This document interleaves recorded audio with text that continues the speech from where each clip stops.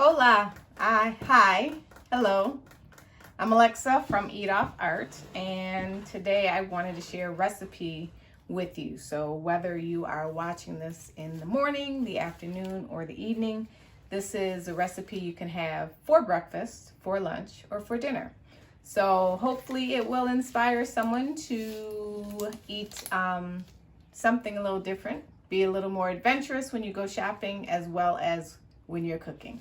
So today I am making I'll say a plant-based frittata. I won't use vegetarian, I won't use vegan, but it is a plant-based frittata, which is gluten-free, soy-free, and dairy-free. So I think most of the allergens we are kind of bypassing, and we're just using fresh vegetables. And we're actually using a little twist. We're not using tofu. We're not using any of the interesting new egg substitutes. We are actually using a chickpea flour or besan flour or lentil flour. So this is called a chickpea frittata. And the ingredients that I'm going to be using are onion, red pepper, broccoli, mushrooms, beets, and beet greens. So what I've done is I've kind of already processed my beets up, and I'm using the entire beet stalk. So those of you that like beets, you don't have to waste any part of your beets. Those that do not like beets, try and explore and eat a little bit of a beet. So when you purchase beets, you can purchase them loose, which means it's only the bulb or the root, or you can purchase the whole stalk. So I've purchased a whole stalk because I did not want to buy additional greens just for this ingredient. So I'm going to use the beet greens in my recipe, and I'm going to use the root bulb. What I actually did was I cut off the greens, and then I put the bulb or the beet in tin foil with olive oil, salt, and pepper, and I roasted it at 425 for about an hour. So now I'm just going to cube them because they're going to go into the frittata. Now what I'm going to do with the stems of the beets, I've already put away into this bag. I'm going to quick pickle them. So I'm going to throw them in a mason jar and boil some water, some vinegar, some sugar, salt, some aromatics, some spices, and just do a quick pickle. And then have these maybe on the side or as a nice little treat. All right, so I'm starting with my broccoli. I'm not gonna use all the broccoli, so it's all washed. I can cut it all up and then store it in a plastic bag or a plastic container for use later. But I'm going to simply take some spears and just cut them freely, no form or fashion. I don't want to chop them because I kind of want them to stay intact.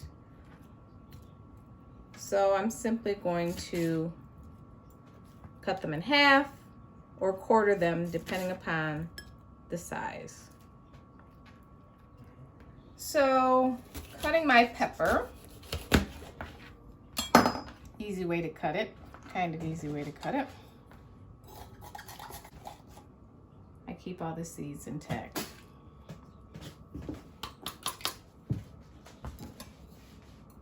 I take out the white part of the pepper because it tends to be a little bitter instead of sweet.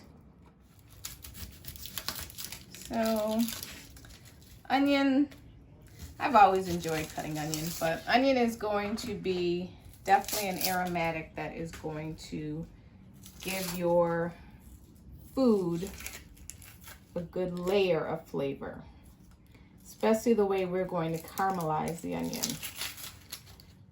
Just gonna saute it until it's nice and a little, not brown per se, but we're gonna take it a little past transparent. Not making the slices really thin. Again, I want the onion to have presence. I want you to know that there's onion in the dish, and I want you to taste the caramelization.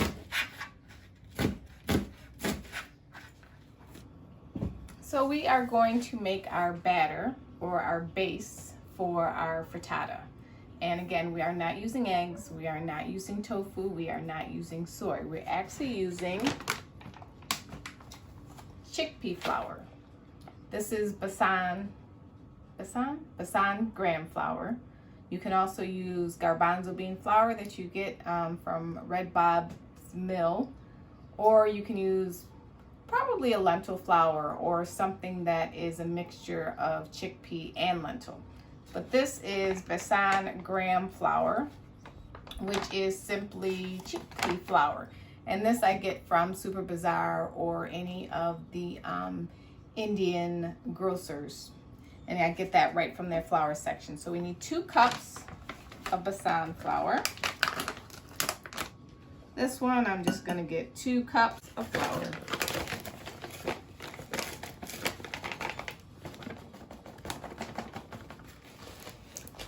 So for those that are plant-based or vegan and you're kind of missing a breakfast food, something that you can have for lunch, whether it's room temperature, cold, or warmed up, this is a really good substitute and it has a really good flavor.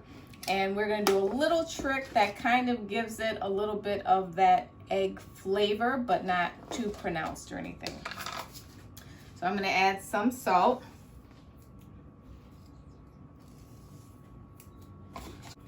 So a couple dashes of pepper. I like pepper in foods. Need a couple pinches of turmeric for color. And also it's good to cook with turmeric because of the anti-inflammatory properties of it, especially when you combine it with black pepper. The black pepper will help that turmeric kind of absorb into your bloodstream. Then add smoked paprika, color and flavor, granulated garlic or garlic powder,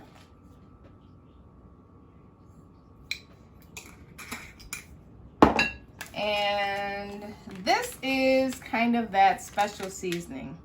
It's called black salt powder, and this is also something you'll find at the Indian grocer. It gives it that, you know how eggs kind of have that sulfuric scent or flavor? That's what this salt is going to do. It kind of has that flavor to it. So I'm going to add just about a quarter, maybe, yeah, touch more than a quarter of a teaspoon of that salt. Do a pre-mix, and then I'm going to add a quarter cup of oil. This is olive oil.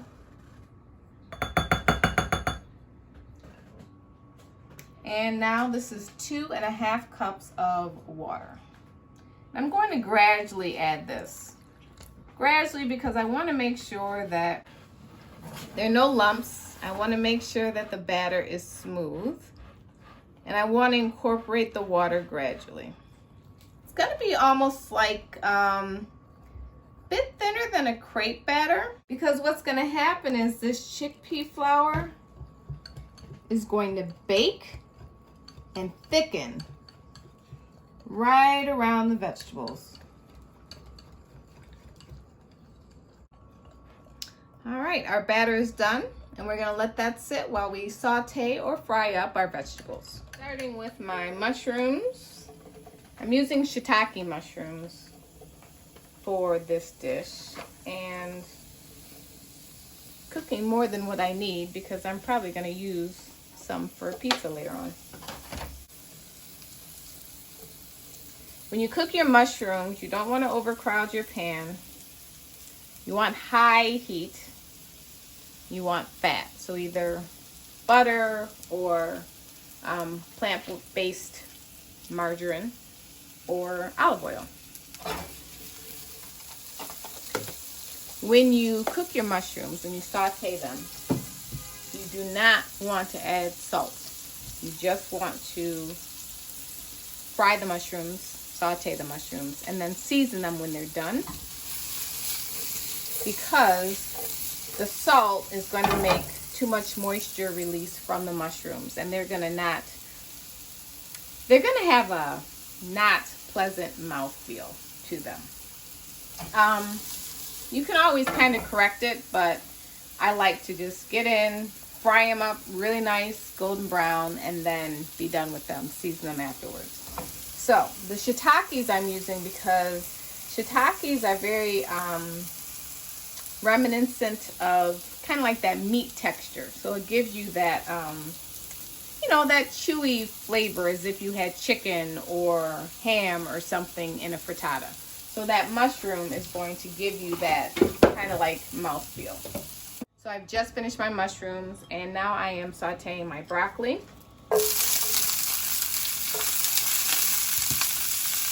I am going to salt the broccoli.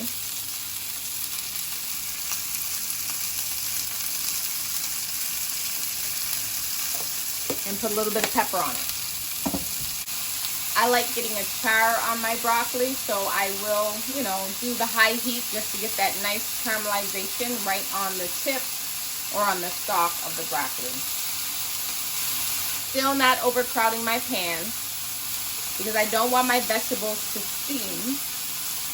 I want them to cook and crisp up. I don't want to completely cook the broccoli.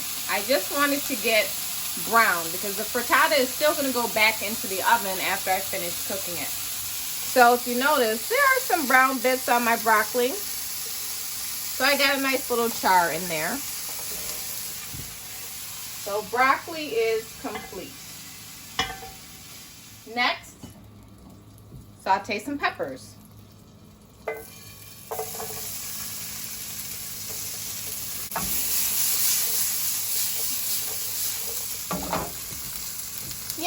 I'm going to hit it with a pinch of salt.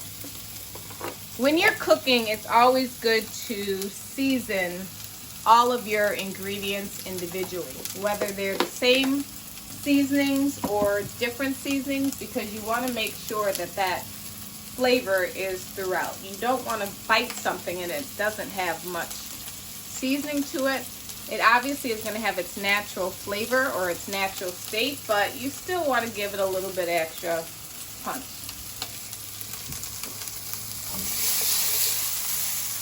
Okay, I'm taking my peppers out. While my vegetables are sauteing, I actually have, losing some peppers there.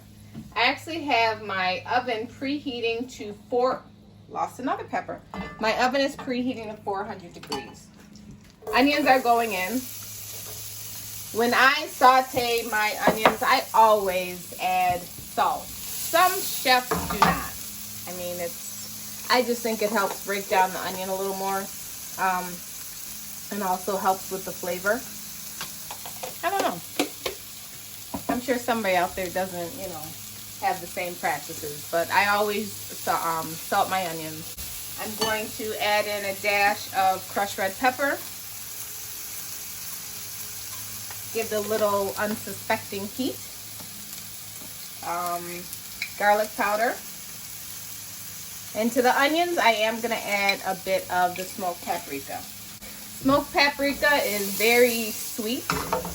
Not very sweet, but it definitely has a sweetness to it that you wouldn't expect. Paprika is a very underrated spice.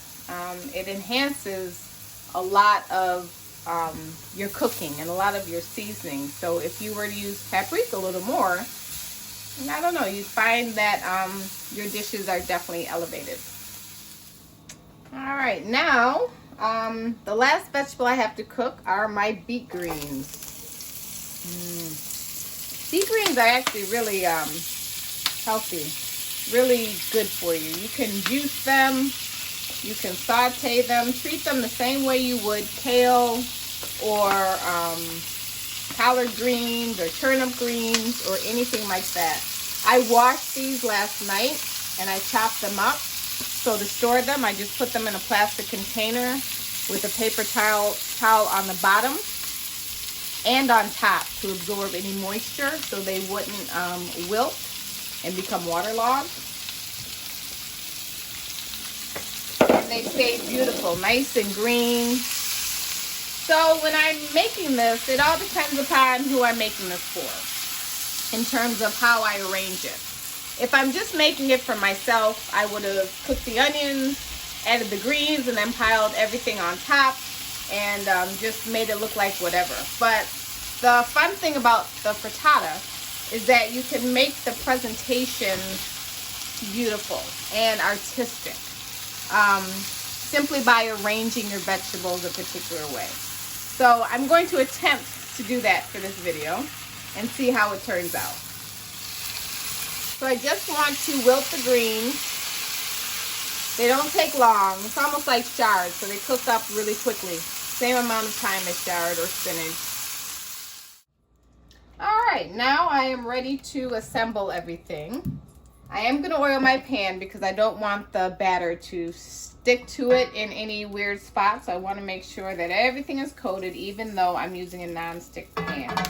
Right now my heat is on medium because I'm going to kind of arrange the ingredients. So I'm going to start with a couple of the onions. It's almost like building a pizza. All right, then I'm going to do some of the peppers because I still want to have some peppers on the top of the frittata. So I'm going to keep probably the pretty pieces for the top. Then I'll add some of my broccoli. Again, think about how you're going to cut this. Are you going to cut it like a pizza pie, or are you going to cut it into squares? Turn my heat down a little bit because I don't want to overcook my veggies. Now I'm going to put some beets in. Spread those out. Yes, my hands are going to be a little pink, and my nails. And I want this to kind of be chock full of vegetables. So I'm really going to use everything. A few more mushrooms. We like mushrooms in this house. Get some of the onions in there.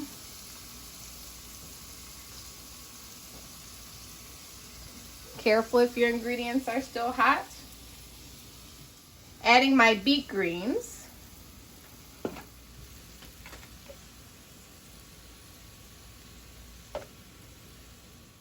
Now for my batter. This is where I'm going to turn up my heat, because while I'm pouring the batter, I actually want it to start cooking in the pan. And I'm simply going to pour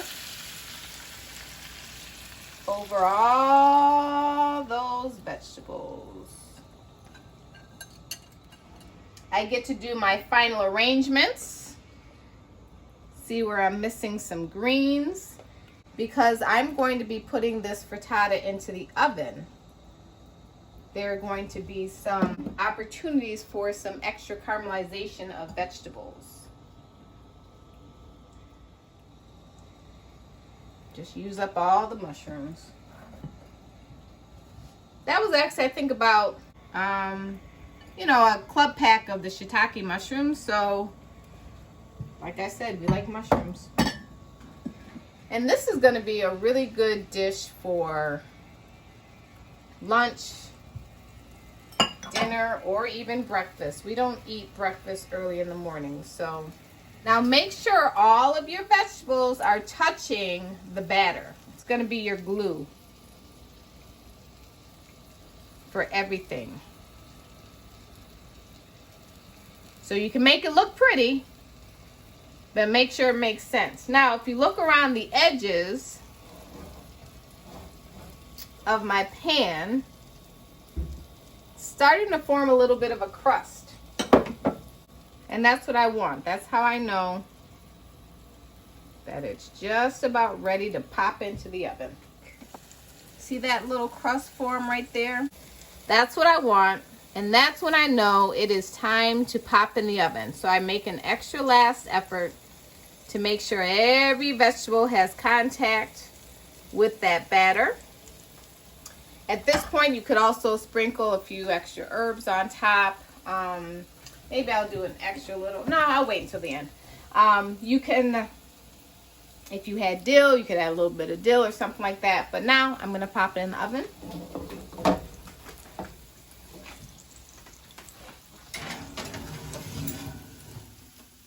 here we have it. This is our vegan, vegetarian, gluten-free, dairy-free, plant-based chickpea frittata.